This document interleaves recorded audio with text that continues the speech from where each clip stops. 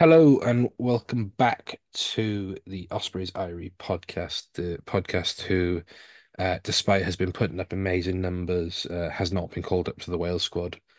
We've been told we have many work-ons, and you know, it might be 10 years since our next cap, so we might have to wait a bit longer. But here We we need to are. be better on both sides of the earbud. Yeah, When both someone puts sides the of the earbud in, year. we've got to be on both sides of it. Yeah, Yeah, it isn't enough that we're the best podcast in the world, best yeah, podcast in Wales, yeah.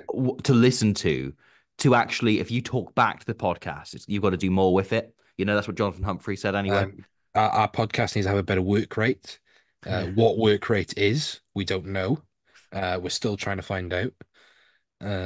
So yeah, if we could find out what good work rate both sides of the earbud is, we might have a chance of getting in. One day. So here we are. Apologies, we weren't on our last week. We sort of, as a collective, made a stand to support Robbie after his sort of decision to step away from that app. Um, uh, but then also, the vitriolic abuse that he was getting and other people still continue to get. I know Sam over at the Black Feather Pod, Hmm. she got quite a bit of abuse Oh, really? Oh. for just posting an innocuous comment about the David Creel red card. Um, so yeah, look, it's a hateful place. Come Yeah. to Blue Sky. Yeah. It's a quiet place, but it's It better. is a quiet place, but not like that one Emily Blunt isn't there that yet. we know of. Yeah. That we know of. So yeah, I'm joined, of course, by our resident Pontypridd enthusiast, SRC hater by adjacent. No I joking. knew that was going to come up. Oh, We didn't get to talk about it last week, right? what my The I mental would like to clear myself out of any position that I do not hate it the right. SRC. It is the Tony Rowe. We're not going anywhere. Exeter statement. That's what it reminds me of. I'm just waiting for a Tony Rose statement, just him outside their local cricket ground or something. The wor Just the worst thing is, right, because I didn't. Robbie, have you seen this? No, no. So Pontypridd put out this mad statement like Alan Okay. at like 9 o'clock. Knee Last, antics. yeah, like 9 o'clock last yeah. week, saying we're glad we didn't join the SRC. Our bank account is massive and we're getting huge crowds and our food's great. Um, and the SRC's poo, and basically all like it was really weird. But the worst thing is the picture they uploaded of their chairman is not even at Sardis Road, it's at Sophia Gardens. You've made Oh me realize the one thing that could bring back to Twitter is more Neef antics. yeah, they've Like gone I really need more. quiet recently. Yeah, Yeah, that's a shame. we need to get these clubs onto Blue Sky. Yeah, I don't It know was what the it was budget is, so but odd. yeah, It was so odd. that was so weird. Just So open up Tony Rowe. and just Like yeah. Oh. and then of course we've got Robbie, who is the walking wounded tonight. Yeah, I've got a sore throat, which, look, I've done two podcasts in a row, and thankfully the one thing you don't need to do a podcast is a voice. Yeah, So, true. yeah, that isn't relevant. I did mention I was doing this podcast to my partner, and they said, well, what you should do is just record a clip of you saying "good player" and just play it back sporadically over and over again. So for listeners don't know, we came onto this call. So Yeston and I immediately, rather than talking about, current events, Or like politics, we planning any immediately sort went into or could do content planning. We immediately went into Ospreys match records and started playing good player. And as Robbie entered the call, I was going through a Racing Yeah, Metro team from 2014 that contained Mike Phillips and 14. uh Johan Chargers on the bench. Charteris was on the Rishi bench. Teddy Tomar, you name Yeah, it, they were in there. Sazevsky captain. So Eddie Benarou was going up against Dan Suter that night, and that makes me so happy. So we would normally go into the news at this point, but there is no news apart from the Wales team. Mm. Other than that, it's people talking about Booth last week, um, and the 40% comment. I want to address that really quickly. I've addressed it on Rap last night. Mm, So for those who don't know, and actually a really good way to start is if you watch Robbie's Leinster video, mm. is it Ospreys were the second uh highest number of players used last year, tied with Toulouse Toulouse. behind Leinster, right? Mm, And the Ospreys site has a squad list of 51. Now that includes academy and transition players. mm, So that our core squad of senior players is around 36, 37. I think maybe it might jump up to 40 if mm. I've done my maths right. And then if you add in your academy, senior academy and transition players, that brings it up to 51, right? Now, each player, I believe by default is part of a players' union.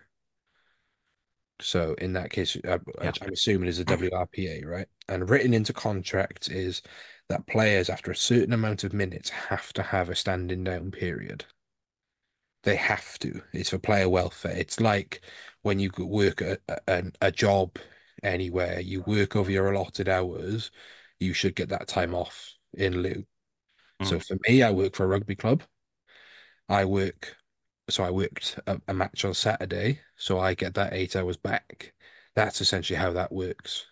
So when Toby Booth said they are unavailable, it's not because he didn't pick them, it's because he couldn't pick them. So mm. let's clear the air on that, is that they could not be picked. And Yeah, the ones who are injured, and the ones who could not be picked.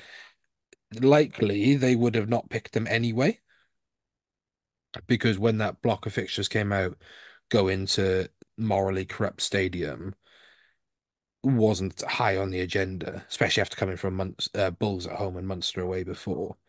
They would have been targeted in the Edinburgh game, but there is still a enforced standing down period they have to abide by. mm. Both agree? Yep. Yep. Yeah, and again, it's the comes back to the same point about squad sizes, right? That we say every week, seemingly, on this podcast. But like, I had this conversation with friend of the pod, Josh Gardner, who brought up the numbers, right? That Bath have 67 players in their full squad, including academy transitional players. Leinster have 64, Ospreys have 51. And Mm. that is a full extra 15 who can come in and train against you and work against you. And like, as Toby's made the point so many times, that a lot of that unavailability is actually training basis. It's actually the fact they don't have anyone to train against these players and they don't have anyone to do live scrummaging sessions and live defense sessions and so on. And that becomes difficult to prepare in order to play a game against Ulster or Munster or whoever happens to be that week. If you're not, don't have the chance to train against anyone, or you're needing to bring in, as often happen, like Swansea Uni or local teams in order to play Bridgend, etc. I was there at the open training session over the summer, and you've Mm, got players from the SRC clubs who aren't even in the Osprey system. I'm thinking like Yeston will know Barnaby Woodell at Bridgend, Cardiff Met product, second row, just to make up their numbers. mm, So look, it is what it is. We are where we are. Hopefully a budget increase will happen, means we can bump that up, yeah. when we sign an Irene Owen. Um, I'm just Antoine talking to Dupont Antoine Dupont, Ben is a second Healy. priority. Ben Healy, yeah. He might And then as well. that He's not the doing anything golden else. trio of rugby. Yeah. Well, it's like what Montpellier are doing. Yeah. Genuinely, Oh, if you look at that's news, isn't it? yeah, because Montpellier that want broke. Adam Beard. Yeah, so Montpellier, them bastards who want Adam Beard. Yeah. They also want every other player in the world. So Yes. we've got it. I sent it Look. to you guys, and you were like, "What are these names you sending me?" So they want Finley Christie. Mm. They want Lennox Anyanwu from Quins. They want uh Rossburn, and they want Adam Beard. There is no consistency or thought or selection to those names. They've just pulled random rugby players out of a hat They've gone to an AI generator and and it said, said, name us 5 rugby players who don't have criminal records. "Yeah, who right? What listeners? What you should do now is send me. It's like a version of Good Player, Mm. but it's who's Montpellier going to be linked to next." Oh, So this is good. I'm I was going to go on a tangent. No, continue. no, you Sorry. go for it, go for it. Okay. It's This final is a time. game I invented after Shailene Woodley and Ben Vola got together, Yes, which I thought yes. was the Oh, here funniest we thing to go. ever happen. Yeah, The fact that we had a Hollywood starlet who was in, a big in Twickenham franchise in movie. 2015. Yeah. Alongside alongside Fiji's at the time second choice fly half, which was Behind so who? funny. Behind who? Saramaya Bai at the Yeah. time when Do they you know first who got was together. and who was third choice fly half at that time? Who was third choice fly half then? 2015 World Cup, who was third choice fly half? Do Who? you remember? There's only one man for the job, isn't there? There was Josh Matavesi. Oh, of course. Yeah, Of he was course. third choice fly half. Yes. And then, stepped above him again in 2019 for Yeah, that couple of exactly. games. Yeah. Yes. And then Joel Matavesi as well, that Yeah. era. Um, but yeah, Sorry. no, I Yeah. invented a game of just like um name a two random people from completely different spheres of celebrity and just pretend they're a couple. Because it was the same time that Jennifer Lawrence and Darren Aronofsky got together, and that felt like another addition to it. I thought Um, you were going to say Darren Allinson but then, Darren Allison, yeah. which would have Um, been great. Cardiff's head of recruitment and Jennifer Lawrence. uh, but it's like I don't know, like Max Evans and Julia Roberts. There's a game to be played there of Well, just like Hollywood starlet and pairing them up, and you it's sort had of that game with Montpellier. you had Thingy who went out with Nicole Scherzinger, the Scotland. Tom Tomo. Evans, yeah, his Yeah. brother, yeah, which is why that's a terrible example. I was going to say, Um, like, he was staring you right in the face. yeah, I know. I realized it as I pulled Max Evans when I was going for, yeah, Graham Uh, Morrison and Anna Kendrick.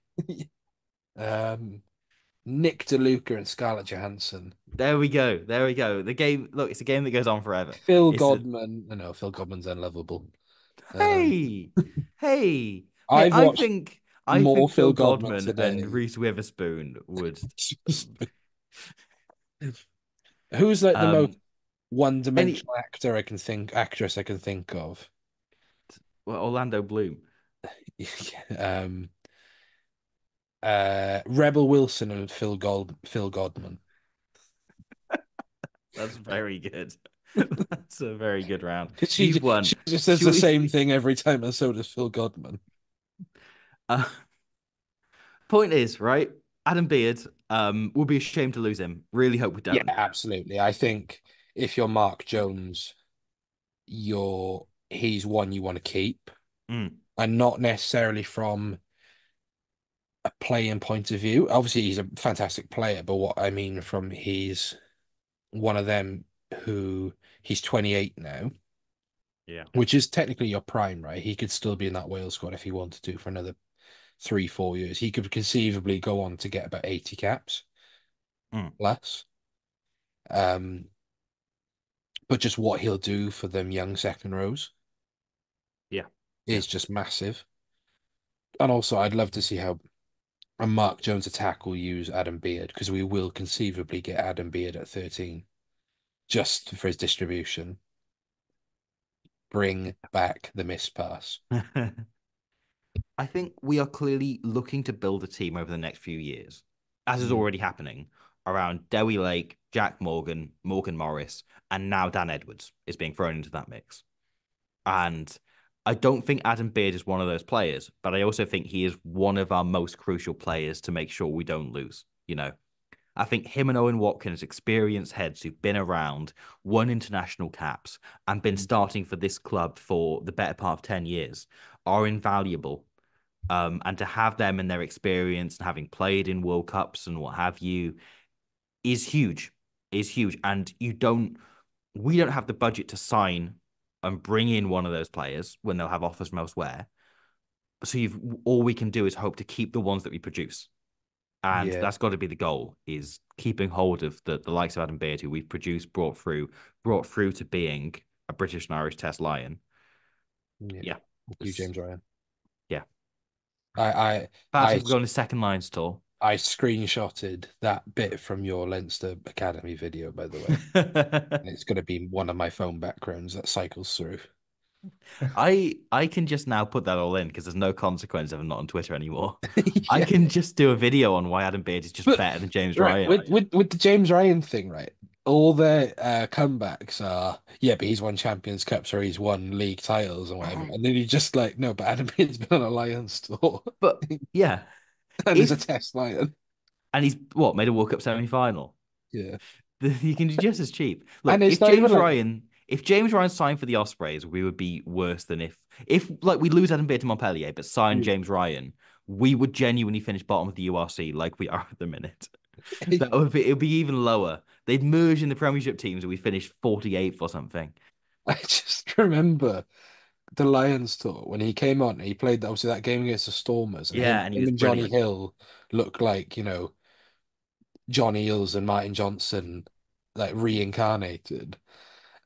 And then he played himself into the test team, and everyone got angry for no reason. I was like, no, he's played himself into a test team, which he clearly deserves to be in, and was Yeah. brilliant.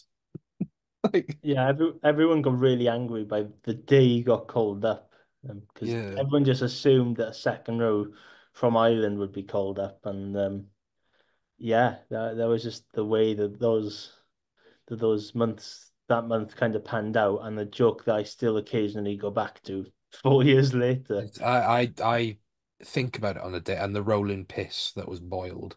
Mm, Right. Anyway, if we could go on, we could do a whole podcast about that, and quite frankly, we should. we Um, should. but the other piece of news was Cameron Jones, resident small hatchback, who a 6'4" prop, has gone on loan to the Dragons. Um, so that's good. He's played 2 games. Um, Mm, he was really unfairly pinged at the scrum in the Lions game, I thought, and then didn't do terrible against Benetton, mhm. but in a pack that was struggling against, the second most expensive team in the league. So good on him. Hope he gets Yeah, the good experience. good to get him more experience, good to get more Yeah, game time. He's a proper prospect. great. Um, and he's Yeah. probably a year away from being where we'd want him to be. In terms of Yes, I being a agree. regular for the Ospreys. So getting him more game time is invaluable. And we talk about, we don't produce enough big players in Wales. Jamie Phillips, Mm. friend of the pod and friend of us all, was commenting on just how big he is. Yeah. He is huge. So great. Good on him. Um, I hope he enjoys it. Right, let's talk the Wales squad. So 5 is the magic number. Mm. So we have called up has been Dewi Lake, Adam Beard, Gareth Thomas, Jack Morgan, and Owen Watkin. Dewi Lake is squad captain. Adam Beard is one of 3 players with over 50 caps. Also, the only British and Irish Lion in the whole squad. Wow. Yeah. Yeah, Which, if you listen to the Scrum 5 podcast, yes, then if you listen to this because you're smiling. I have not, So but if you that listen to might. the Scrum 5 podcast, they interview Gatland, sorry. And Gareth Rhys Owen brings up this point that there's now only, because of Gareth Davies' retirement, there's only one British and Irish Lion in the squad. And Gatland goes, "Who?" And he goes, "Adam Beard." And he goes, "Oh." And then just it's a really awkward pause. I listened to it. I was in Clapham. I remember vividly. I was in Clapham Junction train station on my way to work, and I had to stop because I was laughing so much. And all over Twitter was like this Gatland Ospreys conspiracy theory about the Nicky. We'll come on to about the Nicky Smith stuff. Yeah, yeah. Um, and I was like, he doesn't even know that Adam Beard is a test lion, and he's the one who capped him. He was the coach. I was in tears, and if I honestly just find it on the Scrum 5 podcast, right? It's worth listening to for that 30 seconds Mm. alone. He just Gareth Rousseau, and he does a really good job. He probes quite well as the interviewer, and he goes, you know, got one British Irish line left, and it's just Gatland's face is like, oh, Oh, right. Yeah. yeah, oh, well, him. Right. Okay. Never mind. So one lion in Adam Beard. Yeah, we pretty much as expected. Yeah, I think so. I think the one other name I thought might make it in would be Ruben Morgan Williams, who I Morgan think had a Morris, really yeah. good start to the season. Then I Mm. think has kind of fallen victim of everything that happened with the Bulls game, and then not getting the game time against Ulster. Yeah. And so Roger Williams just snuck in ahead of him. And he thought him being a few years younger, he might get the chance. But yeah, I I'm broadly unsurprised by everything. I think Keelan Giles, if he had more game time, might have had another shot as well. He looked good, don't Um, he? We'll come on to the Ulster game, but he looked good. He came out of that game with yeah, credit, he I looked really think. good. Um, and then yeah, James Ratty and Morgan Morris, I think, can count themselves very unlucky. But you kind of go, well, what were we expecting? Like this is Yeah. clearly a statement that's been made. Gatland's made his mind up, and we're at a point now we've kind of got to go, well, everyone disagrees, and time after time, you try to watch it with the eye of like, what isn't he getting? And maybe I, I just don't. I don't see why Morgan Morris isn't being considered as a flanker. I get if Mhm. he isn't what you want from a number eight, but as a back rower in general, and it's something Booth's talked about in the past, is that he's very much a guy who views the back row as one position rather than three. Morgan Morris is one of the six or seven best back rowers in Wales, and I feel that remains inarguable and has been inarguable for 3 or 4 years. Yeah, yes, then let's talk about Morgan Morris then very quickly. Yes, then do you understand why he's not being called up, or are you more of the case of like surely he has to be called up now? I think is probably. I think personally, I think I've reached a point where you kind of like just don't expect him named because the Mm. amount of squads that have been named and he hasn't been featured. Because I joked about it on the Welsh Language podcast last week that Nicky Smith and Morgan Morris should change their name, change their club, and change the colour of their scrum cap, and they probably still wouldn't get a look in. And of course, for 50% of that statement, that's no something ridiculous. But for the other 50%, it kind of still rings a little bit true. And, you look at individual performances. I thought against the Bulls, defensively, he looked rather good despite everything else falling apart in that first 20 minutes. But yeah, it just seemingly one of those that, that the head coach is not gonna pick him. So it's a case of just continuing performing at club level, regional level, whatever you want to call it nowadays, and keep playing well in the URC, which will probably please more Osprey supporters in general. Yeah, so this actually came from at Jones Christoph on Twitter. Chris Jones, good listener, great good Ospreys fan. He pointed out, I hadn't actually seen this, I hadn't really kept up with any stuff this week, that Morgan Morris made the most carries into contact on the weekend out of the Yeah. URC. It was 16. He made the most dominant carries in six and the most post-contact meters, which Cuthbert did mention on Scrum 5 as well, with 38 meters post-contact. If you look at any club in terms of the player that makes the most meters for them, right, just pure meters made, every club in the URC, apart from two, it's a back three player because the fullback or the Because winger you takes the ball and carry they from run it back, fullback. Yeah. and that eats up meters and it always skews statistics enormously, right? The two exceptions are Ben Thomas, who sometimes does play in the backfield for Cardiff, Mm. and also is the carrying 12, so that makes sense. And then Morgan Morris. Morgan Morris is the top carrier for the Ospreys in terms of meters made, in terms of meters post contact, distance per meters, but also just the raw meters made. And he isn't being used in the backfield constantly. Like that's how high his work rate's been. I think he has this season rounded out parts of his game that He looks leaner as well. He looks yeah, he fit. looks lean. Like that Not thing that that he Wales was talked fat. about of him making those stoppages in contact and being as dominant both sides of the tackle. He's done that. Everything they've asked of him, I think he's doing. I think maybe he isn't getting as many highlight reel moments, but I think he's a broader, skilled player.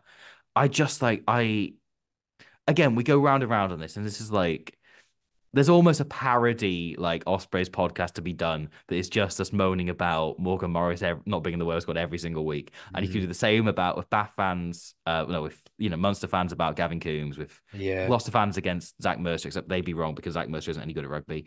But Morgan Morris is the best. But I look, while Faletau's injured and Wainwright isn't fit either. Yeah, this is what I was going to mention. So Gatlin talks about the eight dynamic in Yeah, this interview, and he said he sees the eight picture as Faletau is top when he's fit, which is fair enough. yeah, If you've got a fit Tolupe for any nation, you pick yeah, Tolupe. yeah. Wainwright again, who I really like. He's been Wales's best player, you know.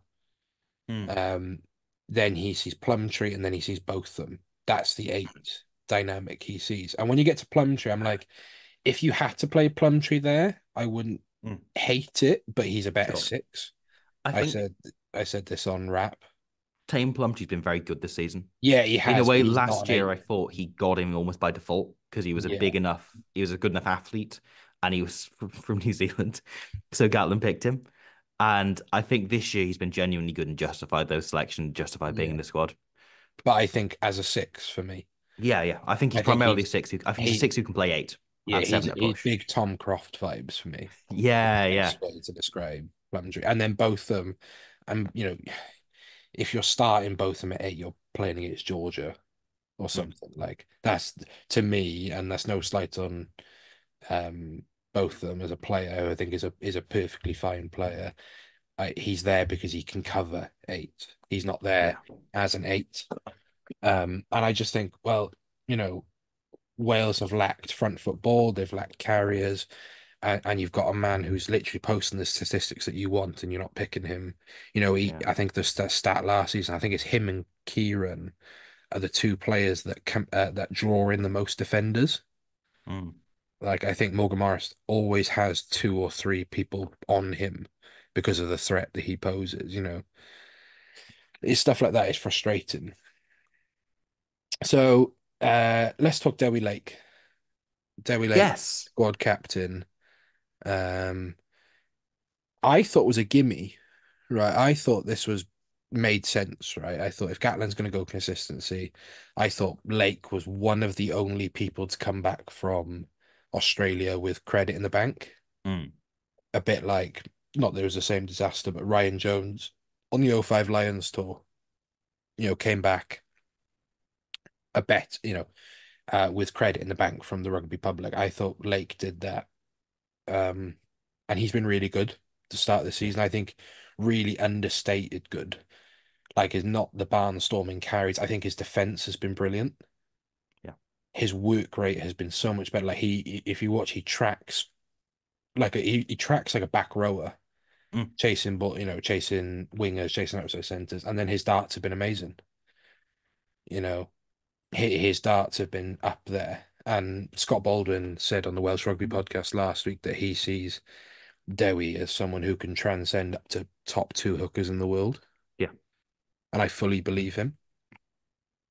So I think he he starts all three games for me this autumn I without. I just think like the raw materials of Derry Lake and the play in terms of both physically but also his attitude, the way he plays, his approach to the game, his game intelligence, everything is like Malcolm Marks is maybe the only hooker in the world who is above it. Maybe Dan Sheehan is there as well, actually, with the sheer pace he's got. But Mm, you're looking at, yeah, like in terms of raw ability of what he can do and can be, like if you offered me any hooker in the world having the best game of their life, I think it's maybe like him and Malvaca and Malcolm Marks I'm taking as like, I think he's right up there in terms of how good he can be. And yeah, he was brilliant over the summer. I kind of expected Jack Morgan to keep the captaincy after, having been captain last time really? he was involved. Yeah. Um, but then I think Booth's decision to make him Ospreys captain was kind of put heed to that, I guess, and change that situation. But yeah, I think it's a great and very, you know, uh, always very proud to see one of our boys who's come through the system and kind of grown up and you remember making his debut and all of this Mm. go on to become the Wales captain. And yeah, he's going to do a magnificent job. He's already doing a magnificent job. And I can see him. I think him and Jack between them have this position sewed up for a very long time. I think yes, I'll come on to you about Derry in a minute. But I think Booth said it best on that pod with Pound Shop Farage. and Mr. I Believe in AI Mhm. videos, uh, that the reason Jack works better as Ospreys captain is because he's better in that environment, but his position's not under threat. Mm, Sorry, his position's under threat in Wales. yeah, Whereas you've got that constant threat of Rafael, or if Jack's considered as an eight option or whatever. Whereas Lake is far and above of the best hooker in Wales yeah, by far. I think if you've got people starting ahead of him, it's because he's deliberately being rested. That's the way I see it. So his position is not under threat. Like Ryan Elias is as fine a hooker as he's been for Scarlets and Wales. He's nowhere near the levels he was when he was Ken's understudy at Wales. Brody Coughlin, great start to the year, but he's clearly not Wales material. Evan Lloyd, fine prospect. He's played 60 minutes of rugby this year. Again, nowhere near Wales Lake's level, you know. So I think that's Yeston, what are your thoughts as on Lake as captain? Yeah, I think it's a good decision, and I probably had a little bit of doubt during the World Cup when he was named co-captain, and he just kind of sensed like maybe it'll just be the position for Jack. But I think during the summer, especially out in Australia, he did lead by example and probably deserves to keep hold of the title of captaincy. It's really good as well. That summer, I think, did him well because it was the first thing without the first camp he's had without Jack. mm, Because I think Lauren Jenkins mentioned it in an interview with him, is that he's roomed with Jack every international camp. He rooms with him at the Ospreys and under 20s. and under 20s. They've done everything together. So for him to almost like spread his wings as a captain, because I think the frustrating thing for Dewi as well as that World Cup, he was injured a lot. So while Yeah, he was probably really valuable as a squad captain, he didn't make that impact match day wise because they were constantly like, is Lake going to come off after 30 minutes? Thinking back to yeah, the warm up game against England, you know. Uh, so, yeah, great. I think everyone else who's in there deserves it. I think Gareth Thomas was never not going to be in there. Adam Beard was always going to come straight back in. yeah, Um, just for the leadership, the ability to run a line out. I think Watkin, again, you called it, Robbie, was always going to be in. yeah, Um, whether he plays as much as he did yeah. in the summer I is think another thing. that's the question. But in terms of raw game intelligence, he is the best centre Wales have available. And you don't leave that kind of player out when that's the position you're struggling in. And That's he's the probably why only Tompkins is defensive in as leader well. as well, isn't he? Yeah, He's the only, like he said it in an interview a couple of weeks ago that Forshaw and Gats have given him that mantle of being that defensive leader. Um, and I yeah, actually think his defensive reads have really improved. Um, I think he's making the right decisions. Like his tackle selection has always been brilliant. I think his actual physical defense has never been questioned. I think what's now his is what Robbie said. He's more intelligent, but I just don't see him as a guaranteed starter like I do with the other four. I think the other four all start. Maybe not against Fiji if he's going to mix it up, but if that's mm, Australia and South Africa, or I think the other four all start, yeah, and that's comforting because I think the frustration around Ospreys fans is that we feel that when our players were definitely in form last season, they weren't getting picked and are still sort of being overlooked.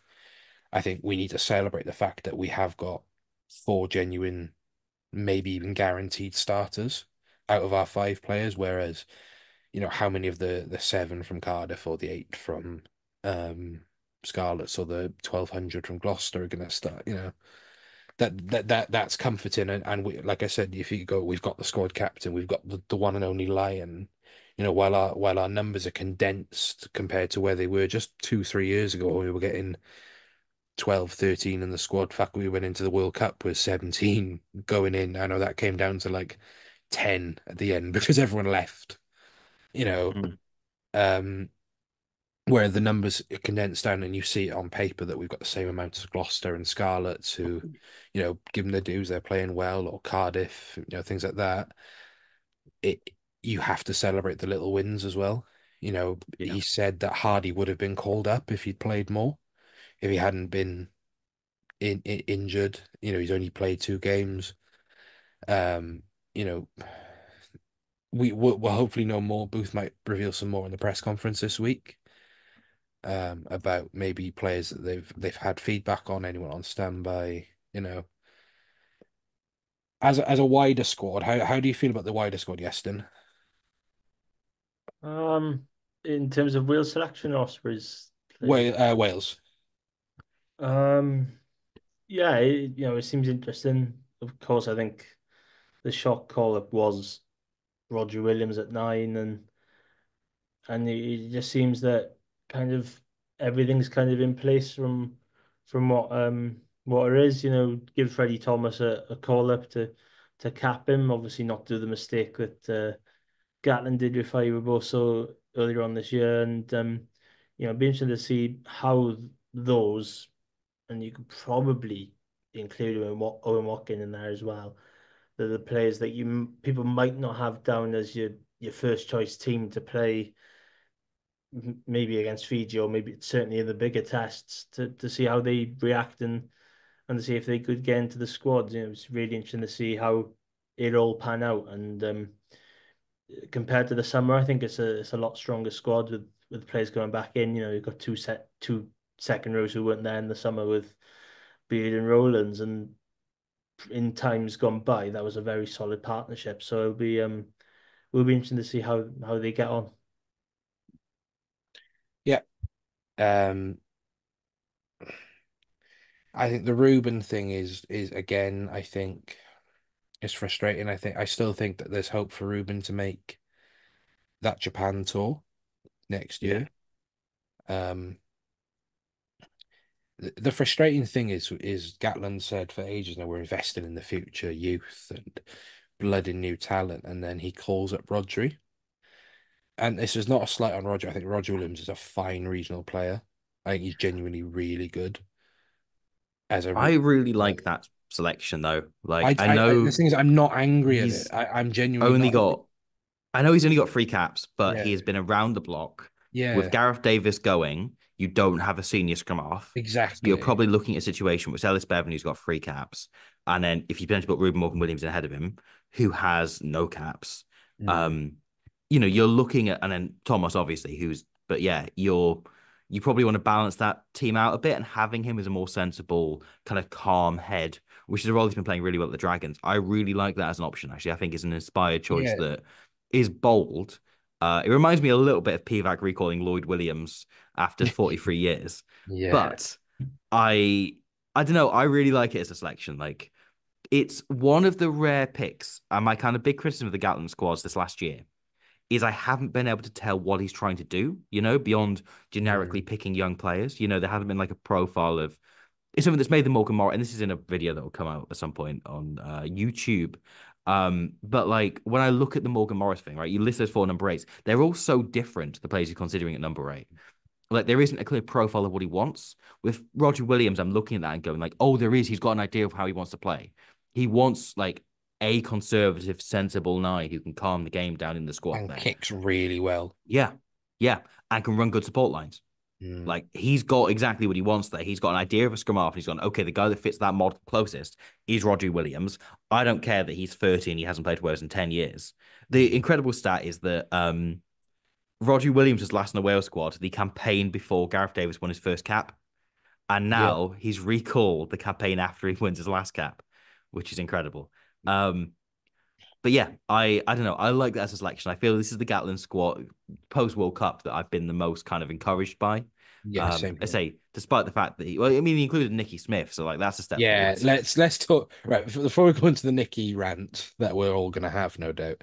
I think the for me the good thing about the Roger thing, if he'd have called up Aled Davis instead, right, I would have been angry Mm, because I'm like, what value has Aled Davis had into that squad in terms of you could have added Ruben, but Rodri I think he's got that leadership. He's done it the hard way. He stayed at the Dragons all that time. I know. So he had that brief stint at Bristol. yeah. Um, but back at the Dragons. But even then, that Bristol, he didn't play that much at Bristol. So I do like the Rodri thing. Is there a conspiracy theory that Gatland hates the Ospreys because he didn't pick Nicky Smith when he's at the Ospreys? I haven't heard that. I haven't heard that suggestion. That's Yeah, only because I've been saying on social media. No, it's you know, it it's adds weird, isn't it? credence to anyone that has that feeling, doesn't it? Yeah. And I don't think for a second that Gatlin genuinely hates the Ospreys or anything, but I do think he's perhaps got some preconceptions about the squad and the environment and how they've been playing. Hence some of the things he said last season about how they don't perform against the big teams, despite the fact the Scarlets weren't performing against bloody Zebre. Um, and they were, still pulling in, Dragons players right down the bottom of the table. But I don't Do know. you, Yeah. I'm going to pose a question to you both. If Corey Domachowski was fully fit, would Nicky Smith be in the squad? Mm. He should be, you He know. should no, it should Yeah. take should out of it. I say Because put yourself in Gatland's shoes. He picking Domachowski over the Nicky? three best loose heads in Wales are Domachowski, Smith, and Garton. Yeah. And but that's the I'll question, give isn't it? Kemsley Mathias his dues, right? Mm. He's playing a lot better this season, scrum wise, but I think that's down to being with Henry Thomas as well. Yeah. I will say that helps. He's not got Joe Jones. Mm.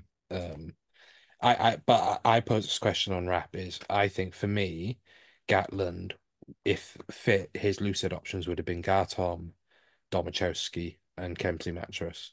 That they would be the three lucids he'd pick. Mm. He would not pick Nicky Smith, Leicester or not, if Domachowski's fully fit. That's my take on it. But I'm just so happy for him. He is like he's pissing in that league. Like it is just a cakewalk for him. It's hilarious that he took Gloucester to the cleaners on Saturday, or Sunday, sorry, and then got man of the match. His carrying, he's carrying like the Nicky of 2014. You know, Oh, I don't know about that because one of the vivid memories from the Welford Road game was that Nicky Smith wasn't using the line out. yeah. You'd often see him either stand in the back, Mm. and I think one of the carries before one of the penalties, he's there on second face, chucking it in, or chucking it out, really. What I mean is, I think in the tight, we know what Nicky can do in the loose. Like if you go to that Saracens game 2 seasons ago now, where he's making 40, 50 meter breaks. We know Yeah. what he can do there. What I mean is in that tight, I remember when he came onto the scene, he had that amazing footwork. Yeah, You know, his step for a prop is yeah, it's ridiculously good. ridiculous. But Like that's what I mean. if you go through the years, the Yeah. amount of tries where he's either carries which result into tries where he just takes a step or just takes a different line due to his footwork is just Mm. ridiculously It's good. it's really funny with the English Premiership now because with Nicky Smith pissing that league, it's really focused on the Premiership has forgotten what it is. In like, yeah, we score amazing tries, but all our tight heads, there's not enough Dan Coles anymore, and that's because Dan Cole's Mm. playing with Nicky Smith. Yeah. Is the Premiership for years we were told is the set piece league, and when Toby Booth was there, he described it as a place where your set piece was key, and now it's and by hook or by crook, it's Gabriel Libertoye out the back passes or you know Gloucester being very silly that but Nicky Smith has gone in as a pure set piece merchant and has taken to that league. So, he deserves his recall and I hope he gets game time. I hope he gets some caps, more caps Mm. under his belt. Can I throw out, speaking of things that are silly, a live rumor that I have just heard I from have is it the sources one I'm about? I right. from Uh, Scarlet Fever, Have we? Oh the yeah, website, I've the heard this. I've been trying to the find out where it's coming from. rash-based website, as we Yeah, shall refer to it. go on. I know exactly what you're gonna say. There's a rumor growing among Scarlet's fans that they are about to lose their center, Eddie James, Edward James. and he has been offered a deal by the Ospreys. and the Scarlets are resigning themselves to the fact they're about to lose him. And yeah, apparently the Ospreys put an offer in first. So yes, No idea how this valid comes this back is. to the rumor that Scarlett are in severe financial trouble, which is not a rumor. We know Mm. that's the case. And their whole squad is up for sale. Like they Yeah, will they're listen to a offer player of fire any sale. player, i.e., Alex Craig will likely go to Mm. Glasgow very soon. I would be surprised if he plays another game for Scarlets, Mm. in the sense that um yeah, so I would not be surprised if Mark Jones has stuck his head around the corner and said, "Hello, Eddie, Mm. come here." Um, makes me think we might lose Keith. I think look, we're expecting the squad budget to go up next season. Yeah. We need other options. We need another centre. And yeah, I think he'd be a strong addition. And It Irene is Owen full, obviously remains the dream yeah, it's ideal full option, but meltdown on Scarlet Fever, by the way. oh, of course it is. It's I bet that's full meltdown. glorious. Um, they've never signed anyone from us. Um, Lloyd Ashley, Paul Lloyd Ashley. Look, it's just good to pull someone out the sub academy, isn't it? Yeah, look, I told you, Jack Morgan had, years of depression, Yeah. you know. It's Um, a shame because I thought Eddie James was like a Scarlet's boy, but it turns out maybe he has just been depressed the entire time where's he and actually hating from? every second of this. This, if he's where's he from? Right, where's he born? See, no, I Yes, don't Din, know. any thoughts on Eddie James? Um, yeah, it's obviously you don't know how valid No. a rumor can be from a forum like that, but he's a solid enough player in there, and age is by his side. So if there was a move to be happening, then it would be a good option. And similarly for the Scarlets, if they kept him Mm. and kind of continued with him, Joe Roberts, arguably Costello. I know there's a lot of talk about him at the moment, but Yeah, yeah. you kind of build that backline for the future, which could work for them. And if he did make a switch, or if there's rumors circulating of him making a switch, then it'd be interesting to see where he ends up. And if it turns out to be in Swansea, it'd be quite interesting, because you kind of felt like there needs to be another centre Yeah. coming in. It's okay having the two that play basically every week, and Kieran Williams, Noah Mockin, then having Cocker Singer as your third choice, and then someone like Tom Florence then coming in from the academy. But to Mm. have that extra bit of depth would be beneficial for the Ospreys. But of course, Yeah. it's just a rumor, so you can't really delve that much into it at all. It's I really do think sorry, Go go on, on. James. No, you go, you go. I'm I still. was just gonna say that player depth leads us kind of ideally onto the Ulster game, doesn't it? Mm. Because it just highlighted how big an issue the depth and the squad sizes and everything has been. Just that game was the perfect demonstration of every issue we've been having on that front. It's really funny because I'm reading the Rash-based website now, and they keep bringing Mm. up Jack Morgan's story, and someone has just pointed out, it's like, you guys realize he was an Osprey supporter and all his family are Osprey supporters, and Yeah. yeah, I'll be interested in the Eddie James thing. I'd like that to pick up traction. That would be hilarious. But mainly because I like Eddie James as a player. Mm. And me and Yester are in a group chat with a couple of fans. Um, and we constantly go on about Eddie James. We'd love to poach him. Yeah, right. Let's lead into the Ulster game. Um, pre the worst first half of rugby I've ever watched in my life. Um, it right. I was very reactionary in my tweeting at the time, and I don't necessarily stand by what I said. I don't think we're regressing in a way that Mm. is harming us, and we're going back to basically what we were when Booth came in. I don't stand by that. That was very reactionary and watching what we were doing, which is clearly not working. it's frustrating as a fan because you want this team because they're so likable, you want them to do well. Um, Yeah. we just looked directionless in terms of what we were doing, the game plan, and this was against a very good Ulster side as well. Hampered by injury or not, they've got some bloody good players in there. Cormac is a Chukwu. If he wasn't Irish, he'd be in any squad. Well, he's just been called up today. Yeah, but I'm saying Yeah. like Oh, yeah, yeah, 50-year-old yeah, Peter O'Mahony will still get picked ahead of him. yeah. But Yeah. if he was Welsh, he'd be in that squad right now. He'd be 30, 40 caps Yeah. from age 19. Stockdale had his one good game a year. Um, McCloskey thankfully did nothing. But there's still, this is still a fantastic team. And they didn't have to do much for the try, but you've got to put into the context of Christ, we were down to bare bones, Yeah. and the squad looked tired, because they probably have been. That's the only players they've had in camp all week.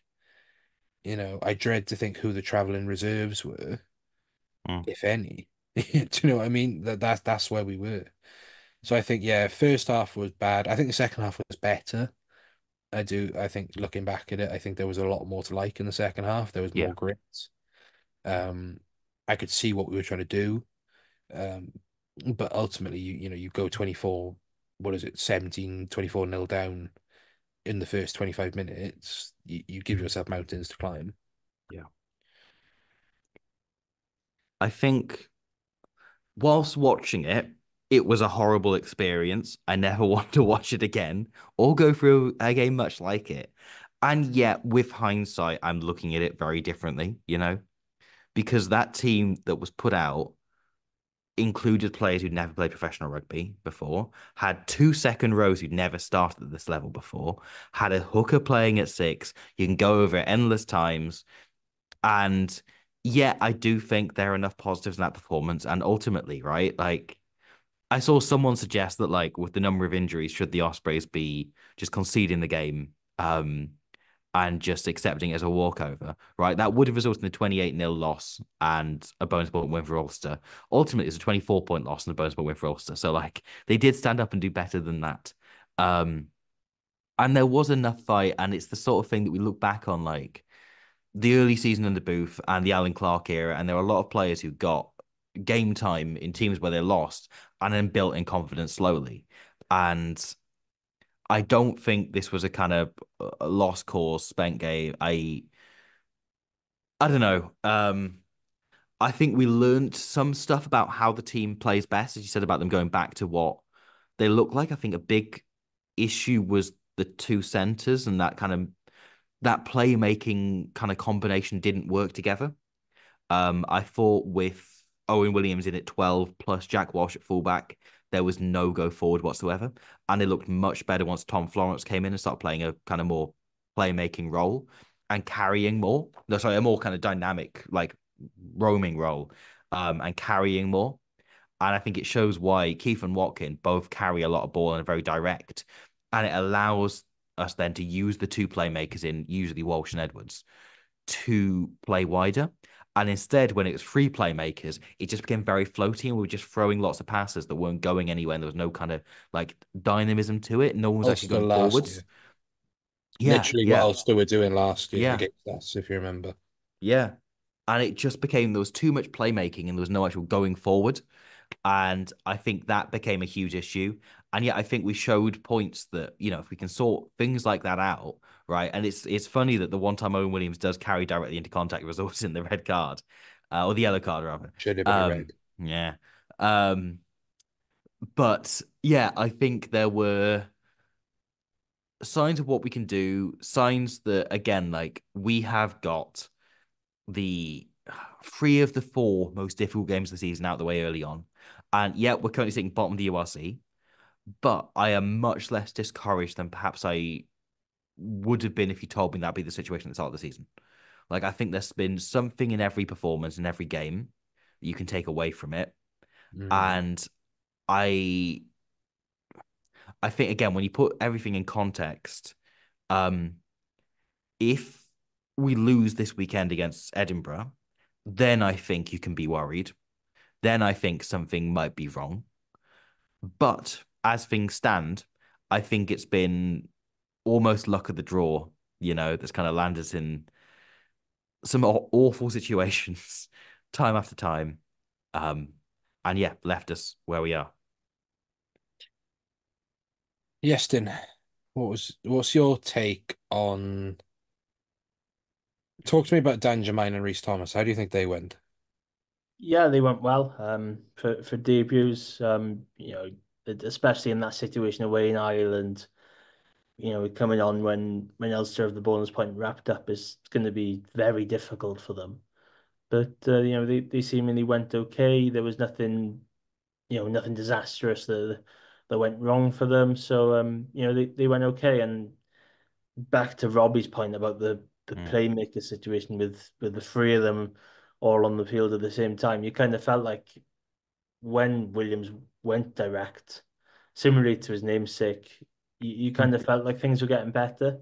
And I think it was a similar case against the Bulls where the first couple of attacks, the Ospreys weren't really going anywhere. They were trying to go out wide and then they go back to the forward carries and the Bulls defense just rush up and just eat them up and you'd be a few meters behind the gain line already.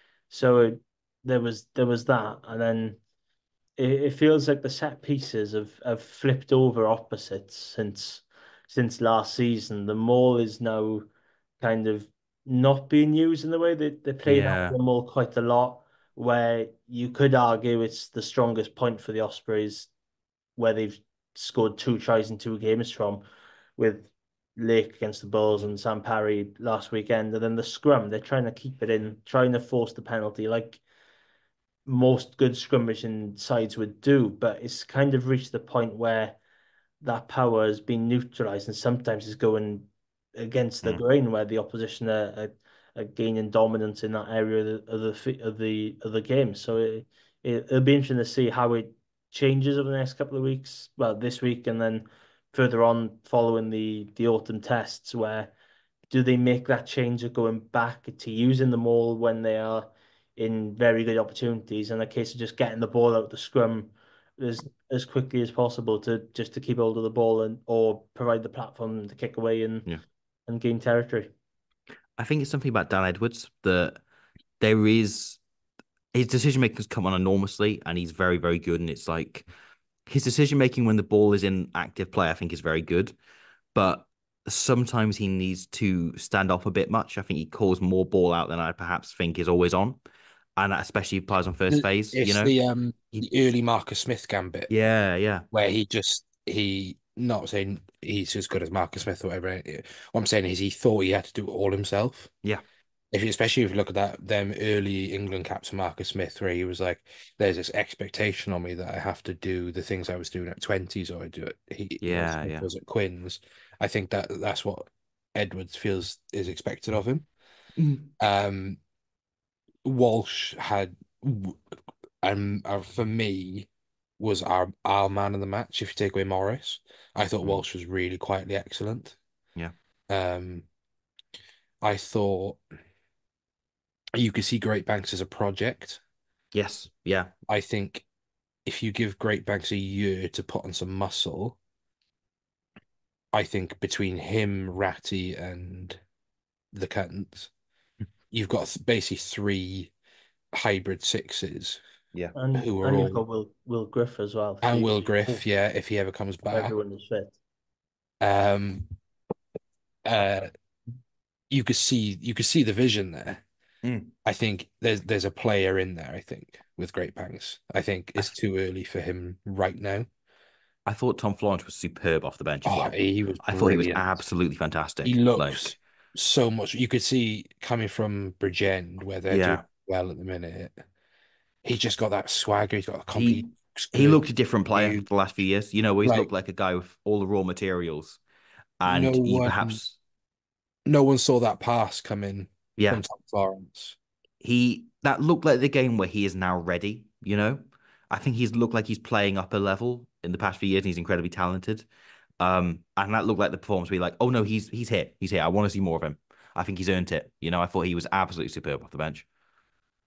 Um, And also really vocal as well in the huddles they showed. yeah, There's a few where he was like really talking, calling the plays, and he's got three experienced playmakers around him, and he was the guy coming in and saying, "No, I want this ball, I want this here," and yeah, just you could see he high in confidence. You could Lewis see Jones, I so thought looked different. night and Was day solid. last Yeah, year. yeah, Looked dynamic, yeah, dynamic in the carry. I thought he get for a big guy, being Derwin Jones's son, he gets really low in the tackle. And you can see that time in Bloemfontein has really helped his confidence as well. yeah, I think last year he would come on and he just sort of follow around the ball, where this time he was really yeah. commanding in what he done. We've talked about Morris already. Morris Bosa And was fantastic. I think Lewis Lloyd broadly was all right as a six. I You mean, he know, done what was asked of him. He played but like yeah, a hooker. yeah, He was a bullet. That's what he was. yeah. He's just like, didn't he murder someone by accident? Like he, I can't remember. He just shoots down the blind side. Yeah, he had a couple of runs down the blind He side. ran down Lowry. It was a great tackle by Lowry, to be fair. But Mm. yeah, again, he's a really dynamic hooker. But because we don't use a hooker as an edge forward, it was interesting seeing him in those channels, sort of positions like if he ends up playing for Wales, well, Wales do more often use their hookers. Um, so I thought, yeah, interesting to see that because he really worked as that as like He's kind of like a like Dane smaller Evan. Coles. He's like a smaller Evan Lloyd. If you want to do Yeah. a closer to home thing, But I mean about the Dane Coles thing. Like if then you, like yeah, Dane I Coles remember, or like Dan Sheehan type hooker who yeah, spends a lot of time on the wing. He I worked think in that role, which I think is an interesting thing to know. I wonder if Mark yeah, Jones might end up using him more there next season. because yeah, like that's a good point actually. We've never used our hookers as wide. We've used our Yeah. a Will Griff or someone like that. I remember early Yeah. Booth era, Will Griff would just constantly be out on the wing. Tipprick and Morris often find Dipper and themselves out there. Morris, yeah. Um, uh, yeah. Look, there's not much more to say. I think Mm, they will have learned a lot. Um, I think I've said this before, and Dan Jermaine's one for the future anyway. I think anyone who can play lock comfortably and seven is mm. someone you want to keep on your books. And great for Reece Thomas as well, released from the academy, spent some time He down in looked good. Coventry, Yeah. has comfortably been Aberavon's best player in a very transitional Aberavon squad at the minute. I don't want to say struggling because they came at the start of the season and said we've got an average age of 24, and Rowan Jenkins. Um, and this is where we are. So, no surprise at the bottom of the pile. Moving into Edinburgh week, Scotland announced their squad today. It'll be interesting to see who comes back to play that Yeah. game, who stays up in Edinburgh, because obviously they play a week before us, so they go into game week on Monday. Um, so I expect to see. There's a lot of rumours that Freddie Douglas, a really highly rated flanker, who's been great for in a struggling Scotland under 20 side, will make his debut. Um, so it'll be really interesting to see who they bring down. I think we're going to go big regardless. I think we have to at home. Mm. Um, training pictures came out today. Tom Boter is running around. Um, you know, Adam Beer, Debbie Lake, Gartom, Morris. Oh, that's another one who looked good. I thought was Dan Cassende. I Mm. thought Cassende looked hungry, and defensively really It's good. probably because we took him straight off the plane. He'd only had the Yeah. peanuts he got on the plane before getting on the I thought pitch. Boshoff was fine as well. I thought he grew into the game. Yeah, I think there were stages early on where him and Owen Williams didn't look on the same page. And that got better as the game went on, which is to be expected. Like they haven't been in the same country, same continent for like Yeah. 6 months. I think they'll be better. I don't. I think we'll see Cassende start. I don't think we'll see Mm, Boshoff start, mm, and depends on Kieran, really. yeah. So yeah. Um, let's talk squad for Saturday. So we're gonna go big. Mm. Are we saying Gartom, Dewi, Tom if they're fit? If Bota's fit, that is the Yeah. biggest boost possible. We Yep. have become too built around a handful of players. Mm. But I'm assuming since Garton played last week, he'll probably be rested. Um, Oh yeah, of course. Yeah, so you see Garin come in or yeah, so Steph probably Tom or probably Steph fit Thomas if he's as the fit. We kind don't of know if he's more out fit. and out That's the scrummaging problem option. Oh, okay, because he's not been in squads and Garin has. right. Who I don't think Garen's played well. I think Yeah, I Garen's think so. Yeah. fine. Locks, I think will be back to Ratty and Beard. Yes. Yeah. And then you back to your standard back row of Tipperick, Morris, Morgan. I just, it feels like the obvious back row, doesn't it? Mm, And I feel like, do we tweak a bit at all? But then there are a lot of injuries, right? If Deves is injured, if Tristan Davis yeah. is injured, if Morse is Morgan, injured, Morse is if injured. Griffiths is injured, you're kind of like, well, who do you fit in other than moving Ratty out and I perhaps heard a keeping one of the second rumor from that last week? a couple of weeks ago Griffiths was 2 to 3 weeks away. Oh, okay. But that's a rumor. Like no confirmation to that whatsoever. Um, but this would But be if a he's back fantastic post game. autumn, that'd be big as Yeah, well. fantastic game for him to come back. Yeah. Um, I think we'll be back to Ruben and Dan. Although to be honest, I wouldn't hate seeing Hardy start again. Yeah. I actually wouldn't because the thing he needs is minutes, and Mm. in a sense, we know what Ruben can do. I'd like to see I more of what Hardy can bring. I would be tempted to play Ruben and Jack Walsh at 10. Yeah, I don't hate that. I think Jack's been very good this season, but with limited time at 10. And we can see he's come on in a game management point of view. I'd be interested to see that. And I think Dan Edwards has played every game so far. He's been Mm. constantly on the pitch. And I wonder if he just needs some time, as Booth talked about countless times, like to reflect, to look back on it, to kind of look over everything that's been. However, I also do think it's a big game, but I also want to see how he can manage a game off the bench. He's Yeah, I played, agree. yeah, almost every minute, or he's played, at Mhm. least an hour in every game so far. So yeah, Yeah. I'd probably go Walsh at 10 and Edwards on the bench. Yeston, who's your halfback pairing? Yeah, I'd probably like to see what would happen if you had Walsh in at 10 and Edwards on the bench. Of course, everyone goes back to that Cardiff game New Year's Day where the conditions were horrendous, but Edwards came off the bench and Mm. and took control of that game. So it'd be interesting to see how he'd be like maybe away from that starting environment and just to Yeah. see what he offers from the bench with 20, 25 minutes to go to see if he can change games if things aren't going well or to keep that momentum forward if things are going well for the Ospreys. It's very much the Eddie Jones approach. The infamous thing with George Ford, who said I didn't drop him, I changed his role. You know, we wanted to use him in the last 20 minutes rather than the first hour, so we put him on the bench. Like I think you could very much do that with changing the two of those players' roles.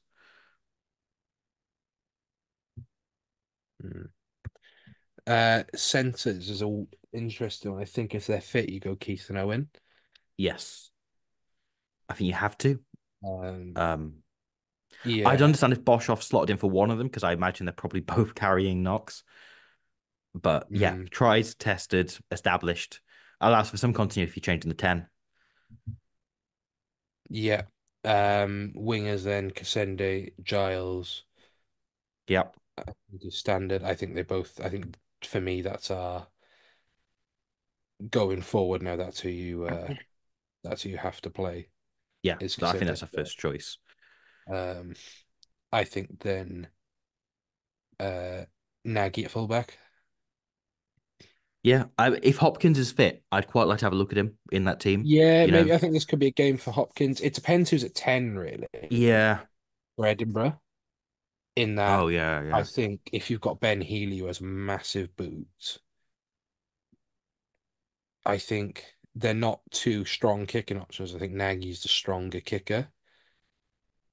Mm, Um, and I like Nagy attacking for fullback. I like Yestin attacking for fullback as well. But it's really interesting.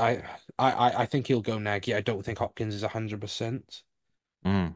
Um, I'd expect Nagy, but I quite like to have a look at Hopkins. We've had Walsh and Nagy mm, both get decent minutes in these first 5 games, and perhaps giving Hopkins a go. Obviously, had a game on the wing. I thought he was very good in a mm. difficult circumstance. And if he's fit, I would like to see Hopkins, but I expect Nagy, I think. It depends really. I wonder what Mark Jones sees Hopkins as more of a Hmm. winger or a fullback because he's looked good on the wing. Like I go back Yeah. to Cardiff New Year's Day, he was very good on the wing there in very trying conditions. I think he's great coming off the wing, Hmm. hitting short lines. I think he runs great support lines. So I think bench then. I think you put Parry on there, right? Because he's Yeah. Sam Parry for us, but he didn't have a great game. Do you put Lewis Lloyd in? Maybe, but he's still Sam Parry. This is the Yeah. thing. I think props is whoever we've got. But also, he's a week further back from injury, and Yeah, perhaps it was true. just a slow start back from injury in a Yeah, team that was struggling anyway. props is whoever you've got. I think Yeah. Garton maybe drops to the bench. Warren, Mm. Yeah. second row. Uh, Great Banks maybe. Yeah. Lewis Jones. Um, I think Great Banks. I think sneakily is a good like regular line out forward. Mm. Um, and then you've got the back row option again.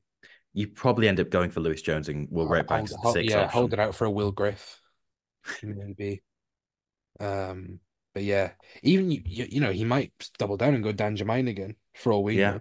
You know, I wouldn't hate it.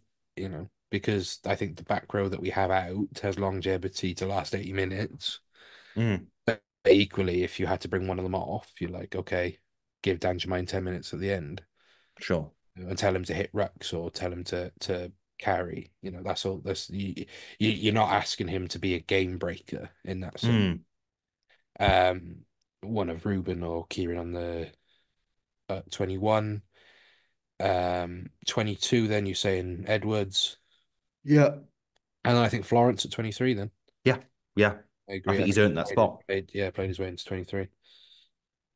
Cool. So yeah, I'm expecting a physical game. It really just depends on who Edinburgh bring down because they could be like, we're bringing everyone, we're bringing Mercedes to a Pilato, we're bringing Ben Muncaster, we're bringing, but are they going to bring them to Bridgend? Is this close to the AIs, the Yeah. QBs, as Stuart Lancaster would say. Are Scott is Townsend Yeah, and exactly. Scotland gonna allow it to happen? Is Is that an option? Steve Tandy finally going to be activated? He just This is what calls we've up the been waiting entire lot. for. Yeah, this is what we've been waiting for. And Edinburgh left with literally no one other than Rob Carmichael, who I used to play touch with. They're like junior second row who's yet to make his debut, but is a Yeah, of lovely course. guy Yeah. and the tallest professional rugby player inexplicably. Good hands Yeah. for a second row as well. I'd There like to see him make his debut in a losing cause. there was a lot said about him, actually, I remember. Yeah, yeah. Good player. Good player. Yeah, I played touch with him for like a year and a half, 2 years. Oh, fair. Yeah. During which time, like he made the England in 20s, and like the year Yes. beforehand, I had a conversation with him about how he always like it was the day before the Calcutta Cup, and he was like, "No, I'm 100% Scotland. Like I don't, anyone but England." And then he ended up playing for England in the 20s. Maybe I shouldn't be outing him on this podcast, but there we go. Yeah, lovely guy. Will saw him the other week, and yeah, said he's apparently doing well, and said Duan's very nice. Two hands very. I believe that though. Yeah, I do. Right. To finish, do you want to do a very, very quick good player? Oh, I'd love nothing more. Okay, so this is I will admit this is a loss. Okay. We don't necessarily do losses, but it's just everything like so it's Edinburgh 32, Osprey 16, right? So it's a pretty bad loss. This is 2008, 2008. I Okay. believe.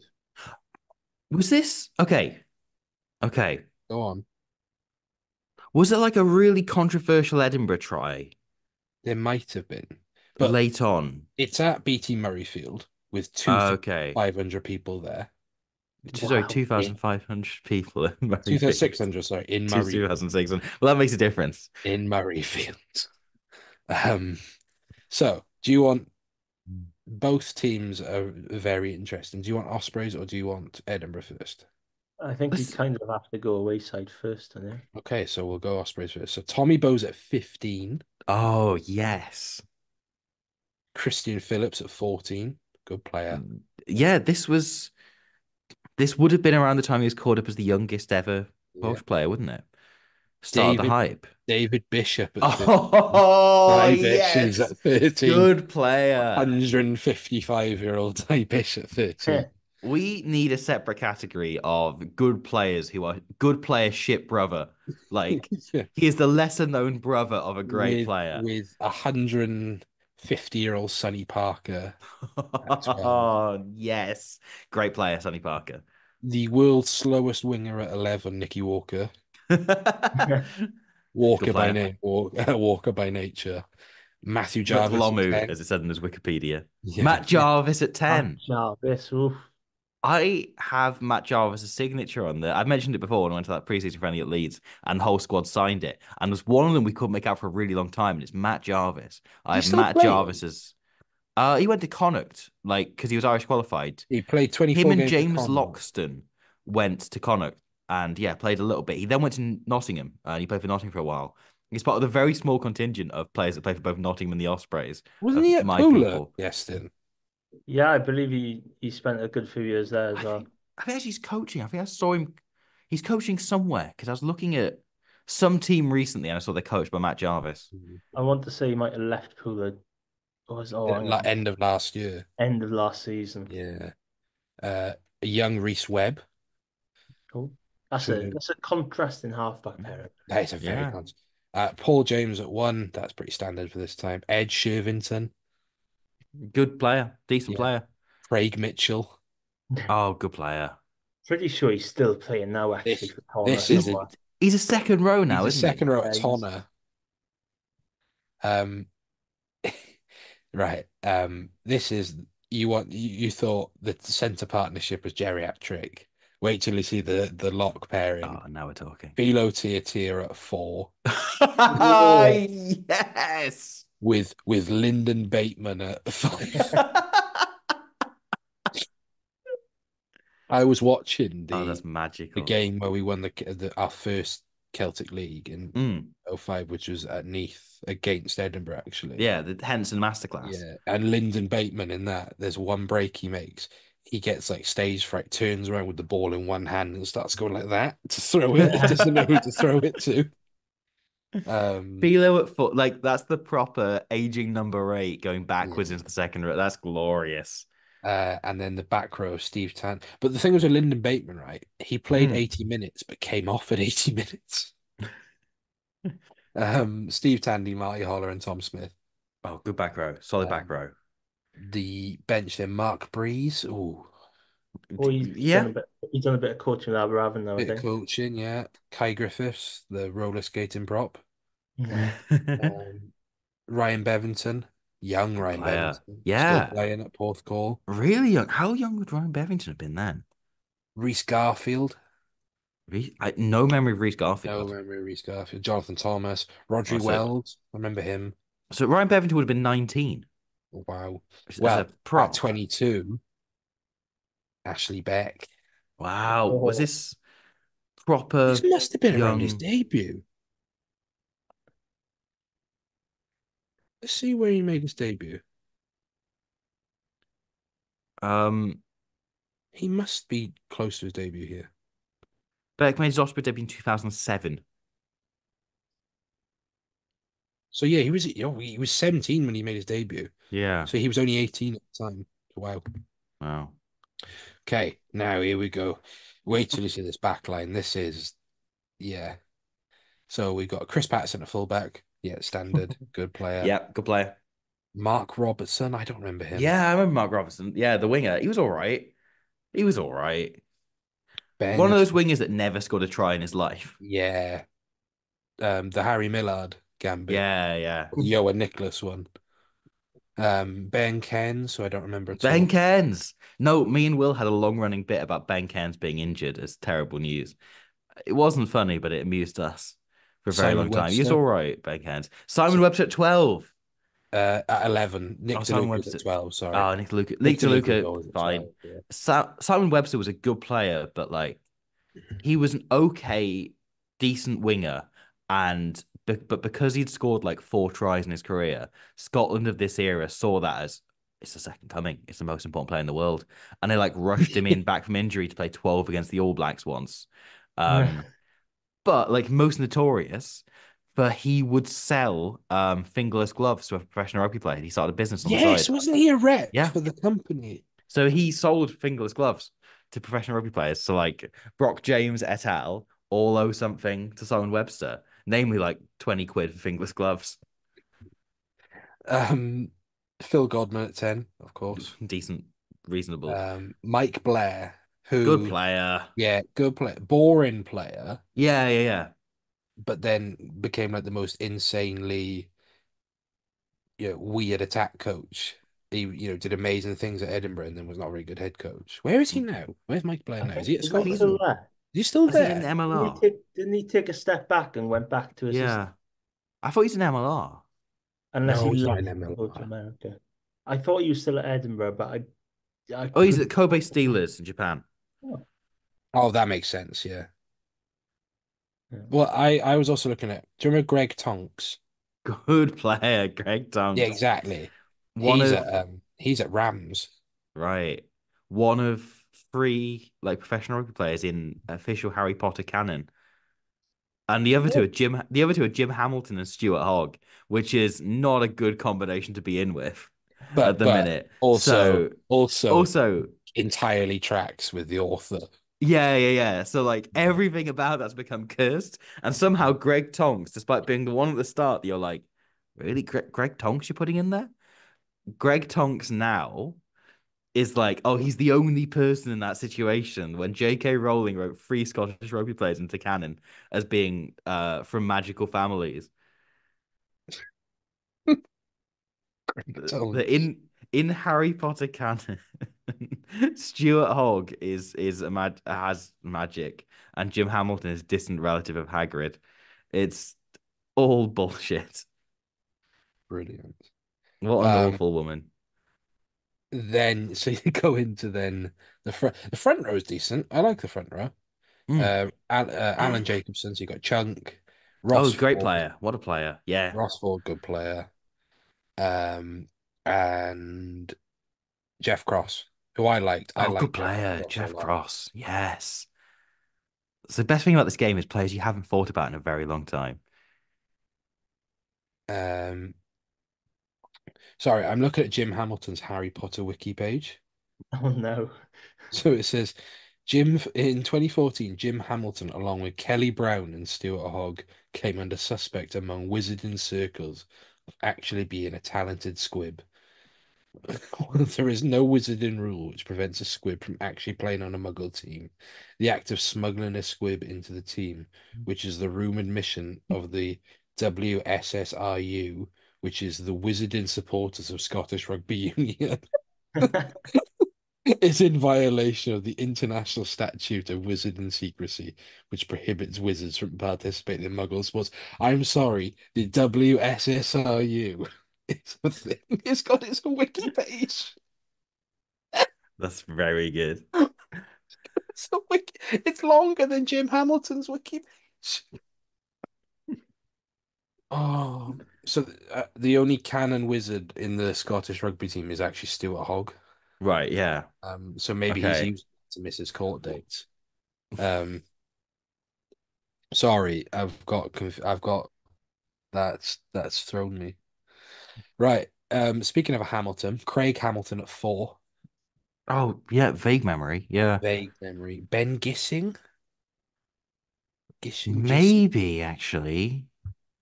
I don't remember this man. He's made up. It's like the referee you've got this weekend. Oh, who have we got? Who's the He's ref a this made up weekend? person. He's called Griffin Colby, Oh, which yeah, is no, that's not a real entirely man. made up person. Um, so Ben Gissing, oh, he was a Kiwi. Right. Oh, he was at Leinster for like he he was at, this is a great career journey, right? He was at Calvisiano from 3 year, then Leinster for 4 years, scoring weirdly 11 tries. from second row, Hmm. and then Edinburgh for 3 years. Mm. So I don't remember him at all. Um, Alan McDonald at six. Ross Rennie, who I liked. Ross Rennie was okay. Yeah, good And player, Ross Rennie. Ali Hogg at eight was good. Oh, good player. On the bench, and Andrew Kelly, he was fine. Liked Andrew Kelly. Gavin Kerr, don't remember him. Matt Mustian, no. Scott Newlands, not a clue. No. Grieg, Oh, Greg. Young yeah, Greg. only came on for 2 minutes. Oh, David Blair, who I'm assuming is the brother of Mike he Blair. is. Yeah, yeah, yeah. There was a great moment around this time, probably a year or two, no, probably around 2010. It was a fly off Mike Blair's brother, David Blair, of Simon Ward on commentary. I was just talking about the other podcast I did, um, shouting, um, David Blair, the man they call Tony, as he made a break. The Always man. stuck with me. They also call him David. Yeah, they also call him his name. And then finally, Hugo Southwell, who was a player. He was indeed. He took it to the rugby field. But yeah, so that was it just because I wanted to talk mainly about that some of them Edinburgh players. Like Nick DeLuca was always a meme for me Yep. because he was just the most limited 12. There's a really great interview with Nick DeLuca the other day, and he's doing some really great things academy wise now. Mm. But he was just the most limited. So it's like Marcus de Rolo as well. Oh yeah, Like that era. that era of Scotland players because they beat Australia this year, like That nine was two. 2009. 2009. So the year after, which Yeah, with a lot of these players actually, yeah. 9-8. like It 9-8 or something was like a that. great game. I Yeah, remember. Yeah, I remember watching it. but it was a for Scottish rugby, it was a very hateful time. Yeah, uh, I mean, it was 2,600 at BT Murrayfield. yeah. Grim. So that is going to be it for that train wreck of a podcast. So just to remind you, we are playing at 3 o'clock this Saturday. Mm. We are not on free to air. We are only on Premier Sports. Weird to not be on at seven, half seven. Yeah, Every other Bridgend. game this season, I suppose, Yeah. since the Dragons has been 7:30. Yeah, an Also, actual afternoon as kickoff. I've pointed out, Yeah. What with is the this? only club not to appear on Welsh club not to appear on Scrum Five Live yet. Mm. Um, Zebra have appeared twice. Um, no, so yeah, we're on Premier Sports. We haven't had a discussion about this yet, but we haven't decided what we're going to do in the autumn internationals. We are likely not going to be recording during the autumn Mhm. internationals, mainly because Robbie has to do videos about them. Yeah. Um, and it gives us a break. Unless something major happens, which I doubt it will. We'll be back for Zebra We away. signed the entire Scarlet squad. Yeah, Eddie James has bought his house in the Mumbles. Um, no, so we'll be back for previewing Zebra away the last week in November.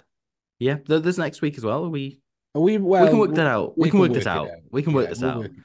There'll be podcasts at Main, some point. mainly because the reason I'm saying it is I'm not here next week. Oh, okay. I'm in Gloucester at a wedding. Oh, oh. Yeah, I'm signing for Gloucester.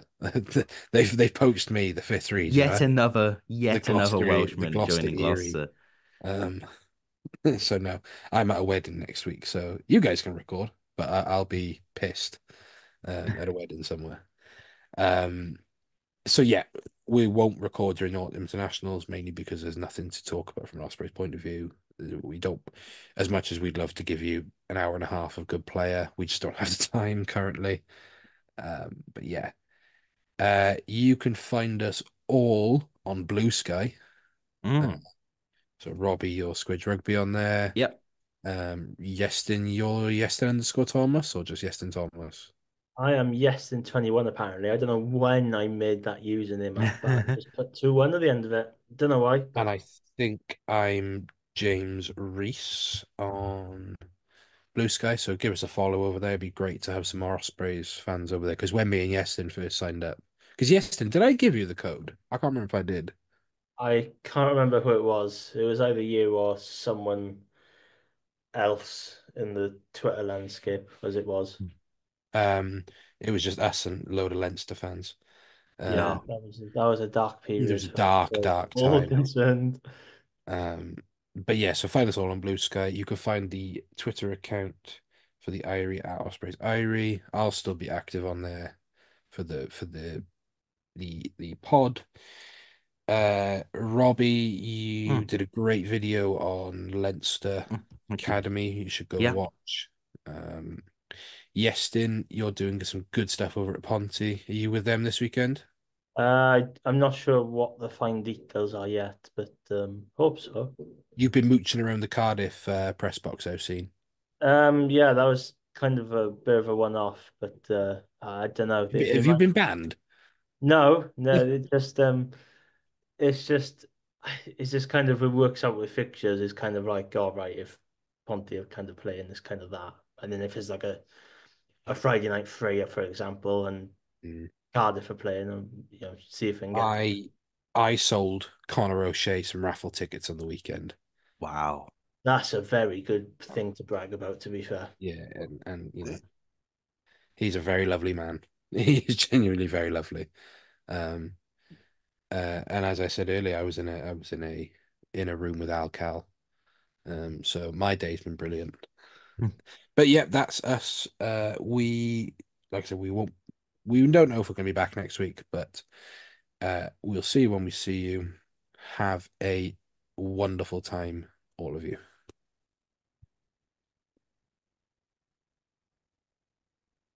I will press stop recording at some point. There we go.